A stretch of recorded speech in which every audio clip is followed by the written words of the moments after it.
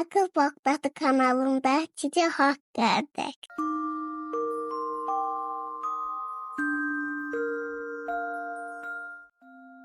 Bismillahirrahmanirrahim. Salam, əziz və gül balalarım. Xoş gördük hamınızı. Bu gecə Pambıq qışqırma hekayəsini sizlərə danışacağım. Bu hekayə hər şeyə görə qışqırıb səs-küy salan balaca bir dovşan haqqındadır. Onun adı Pambıq idi. Amma qışqırmaq və bağırmaq onun ən böyük probleminə çevrilmişdi. Pambıq və ailəsi yaşıl və gözəl bir meşədə yaşayırdılar. Onların mehriban qonşuları vardı və hər zaman bir-birinə kömək edirdilər. Amma bir problem vardı. Pambıq hər şeyə görə qışqırır və səs-küy salırdı. Yemək istəyəndə də və istəməyəndə də qışqırırdı. Oyun zamanı oyuncaqlarını istəyəndə qışqırırdı.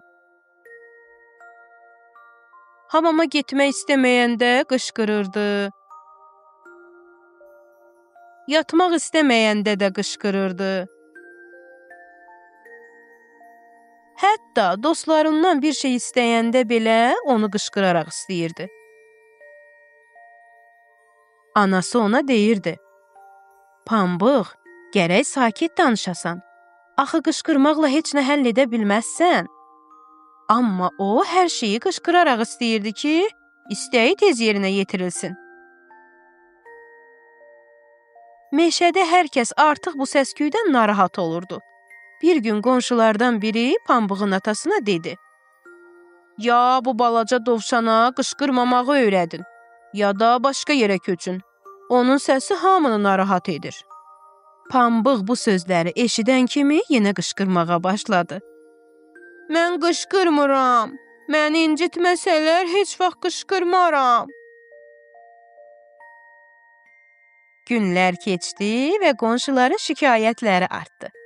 Ata dovşan qərarı aldı ki, yeni bir yerə köçsünlər. "Biz başqa bir yerdə yaşamalıyıq. Burada hamı narahatdır." Ailə əşyalarını yığıb yola düşdü. Onlar böyük bir dağ vadisindən keçirdilər. İki tərəfdə hündür dağlar vardı və zirvələrdə çoxlu qar yığılmışdı. Birdən Pambıq dedi: "Ana, mən indi yer kökü tortu istəyirəm." Anası dedi: "Balam, indi bu soyuqda sənə yer kökü tortu tapa bilmərəm." Pambıq dərhal qışqırmağa başladı. Amma bu böyük bir fəlakətə səbəb oldu. Dağ zirvəsindəki qar titrədi, sürüşməyə başladı və böyük bir qar uçqunu meydana gəldi. Bütün ailə qarın altında qaldı. Saatlar keçdi. Ata və ana dovşan qarın altından çıxa bildilər. Amma Pambıqdan xəbər yox idi. Ata və ana onu axtarmağa başladılar. Hər ikisi çox həyəcanlı idi. Nəhayət onu tapıb xilas etdilər. Pambıq çox üşümüş və xəstələnmişdi. Həkim ona iynə vurmaq istəyəndə o yenə qışqırmağa çalışdı. Amma səs çıxmadı. Onun boğazı o qədər zəifləyib zədələnmişdi ki, artıq danışa bilmirdi. Hətta ağlamağı da səssiz olmuşdu. Pambıq bir neçə ay səssiz qaldı. Boğazı sağalana qədər heç bir söz deyə bilmədi. O bu vaxt ərzində düşündü. Qışqırmaq heç nəyi düzəltmir.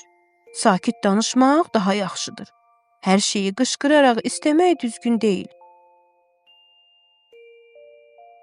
Və nəhayət o sağaldı. Amma artıq heç vaxt qışqırmadı. O anladı ki, hər şeyi səbr və mehribanlıqla istəmək lazımdır. Bəli, əziz balalar, qışqırmaq, bağırmaq heç vaxt heç nəyi həll etmir.